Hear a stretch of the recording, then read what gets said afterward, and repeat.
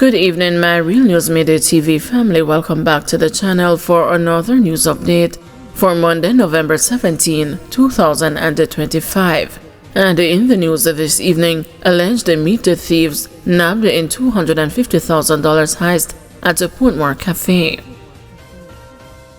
4 individuals have been charged with larceny as a servant, simple larceny, and a conspiracy in connection with the theft of 18 bags of meat from a restaurant on Lakespen in Portmore, St. Catherine between October 20 and November 16.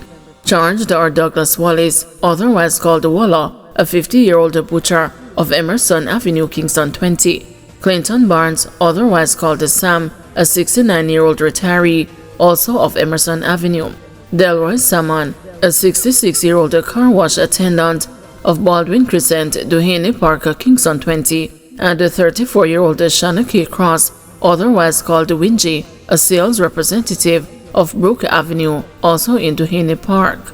Reports are that after suspecting irregularities at the establishment, the complainant reviewed the surveillance footage from October 20, where Wallace was observed removing items from the business without a permission.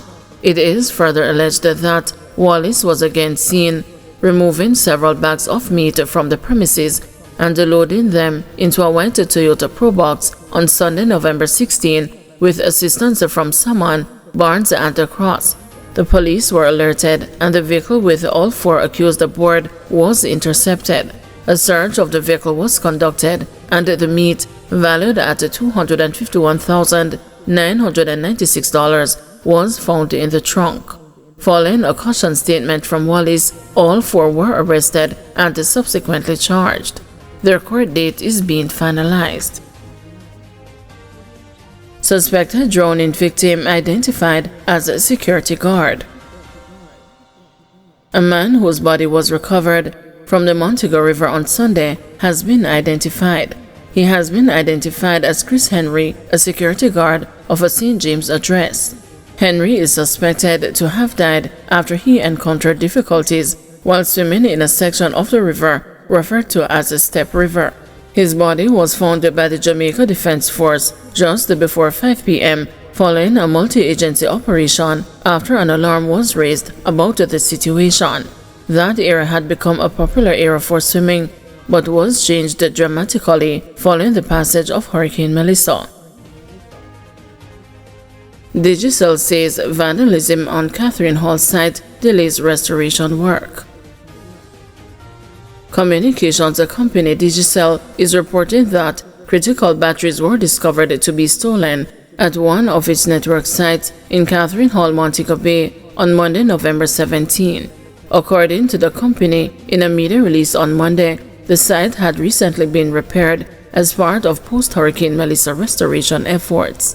This latest attack comes days after Digicel CEO Stephen Marad addressed the Parliament last Wednesday, warning that repeated acts of vandalism continue to undermine the company's ability to restore services quickly across the island.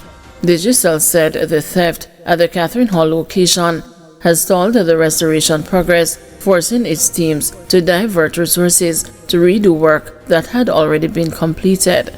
The incident has been reported to the Jamaica Constabulary Force. Digicel is also urging members of the public to report any suspicious activity around the network sites and the fiber routes, as these acts directly delay restoration efforts and affect connectivity surrounding communities. Reports can be made to the Jamaica Constabulary Force or via Digicel dedicated WhatsApp line at 876-355-5000. Alleged gunman fatally shot by police in St. Catherine identified. The police have identified the 4 men who were fatally shot during an alleged armed confrontation with the cops last Wednesday along the Linstead bypass in St. Catherine. They are 19-year-old Kemar Tucker of Penwood Road, 27-year-old Kemar Williams, otherwise called Johnny, of Verma Road, 34-year-old shopkeeper Dane Lewis, and 40-year-old laborer Nicholas Singh. The police reported that the 4 men were fatally shot by a police team in the vicinity of the Rosemount roundabout in St. Catherine. According to police reports, the men were intercepted in a Kia motor car following their alleged involvement in the murder of St. Catherine businessman Horace Gowdy Crossman in Guys Hill, St. Catherine. The men allegedly shot at the police, and during the exchange of gunfire, they were hit while an accomplice escaped. The police reported that 2 illegal guns were seized. The Independent Commission of Investigation and the Police's Inspectorate of Professional Standards Oversight Bureau are conducting separate probes into the matter.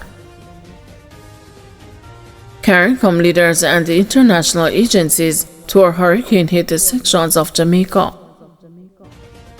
Several CARICOM leaders and representatives from international institutions toured hurricane-ravaged communities in St. James and Westmoreland as part of a goodwill mission.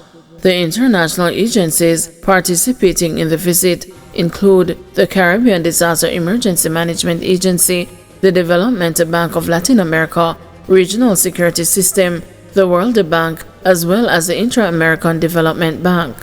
The CARICOM delegation will meet with Prime Minister Andrew Holness and the local leaders to assess the recovery efforts and support regional coordination on relief and reconstruction.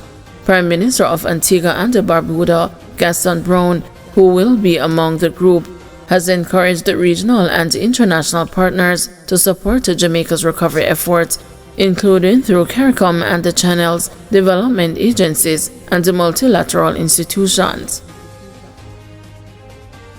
Watchman mowed down along the Spanish Town bypass. A 52-year-old St. Catherine man died from injuries he received after he was hit by a motor car along the Spanish Town bypass on Sunday night, November 16, 2025. He has been identified as Devon Reed, a night watchman of Duncan Spen Road in Spanish Town.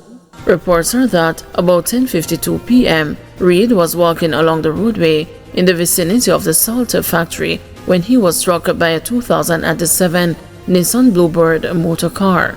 He sustained severe injuries and was taken to the Spanish Town Hospital, where he later succumbed. The 44-year-old driver of the vehicle has been warned for prosecution. The St. Catherine North Traffic Department is investigating. St. Anne health officials monitoring for food, water, mosquito-borne illnesses. The St. Anne Public Health Department says that there have been no reports of food or waterborne illnesses so far in the parish, as it continues to monitor communities without electricity and water supply. Leroy Scott, Chief Public Health Inspector for St. Anne, is urging the collection and the distribution of water from reputable sources as well as the treatment of water.